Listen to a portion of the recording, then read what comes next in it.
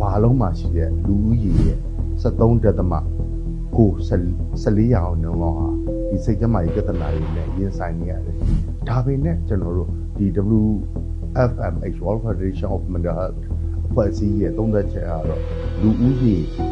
100မှာ50တဝက်ဟာစိတ်ပိုင်းဆိုင်ရာပြဿနာလေးတွေနဲ့100မှာ50တဝက်တိတိဟာရင်ဆိုင်ကြုံတွေ့ရတယ်ကြုံတွေ့ခဲ့ဘူးတယ်ဆိုတော့ကျွန်တော်စစ်တမ်းလေးကိုလေ့လာတွေ့ရှိရပါတယ်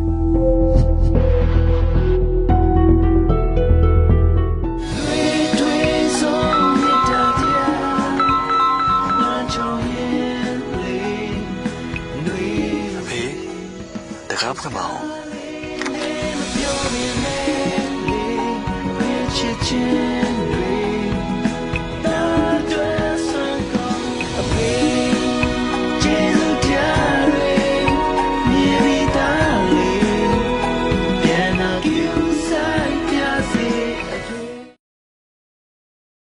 ဟုတ်ကဲ့ကျွန်တော်ကတော့ဒေါက်တာဦးစောဝေဖြစ်ပါတယ်စိတ်ကျန်းမာရေးအထူးကုဆရာဝန်ဖြစ်ပါတယ်ခင်ဗျာဟုတ်ကဲ့ပါကမ္ဘာစိတ်ကျန်းမာရေးနေ့ကကျွန်တော်တို့နှစ်စဉ်အောက်တိုဘာ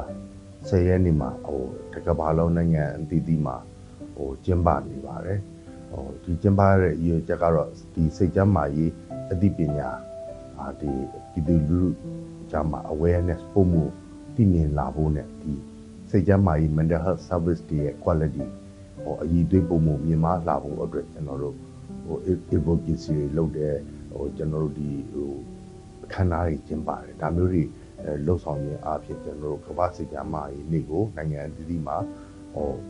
ကျင်းပပြုလုပ်ကြပါတယ်ကျွန်တော်တို့ဒီကမ္ဘာစိတ်ကျန်းမာရေးနေ့ဖြစ်ပေါ်လာတဲ့ပုံလေးကတော့ကျွန်တော်တို့1992မှာ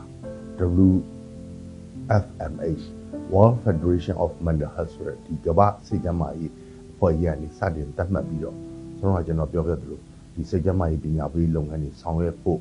စိတ်ကျန်းမာရေးဝန်ဆောင်မှု quality တွေမြင့်တင်အရေးသွေးပုံမကောင်းမွန်လာဖို့အတွက်ရည်ရွယ်ချက်နဲ့1990မှာစတင်ခဲ့ပြီးတော့အခုချိန်မှာဆိုရင်33နှစ်တိုင်ကမ္ဘာစိတ်ကျန်းမာရေးနေ့ကိုကမ္ဘာပေါ်မှာရှိတဲ့နိုင်ငံအသီးသီးမှာကျင်းပပြုလုပ်ခဲ့ပါတယ်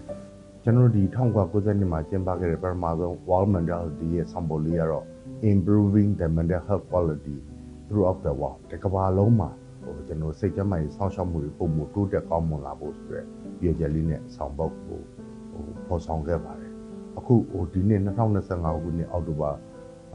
10ရက်နေ့မှာကျင်းပတဲ့ကမ္ဘာစိတ်ကျန်းမာရေးနေ့ရဲ့ဒီ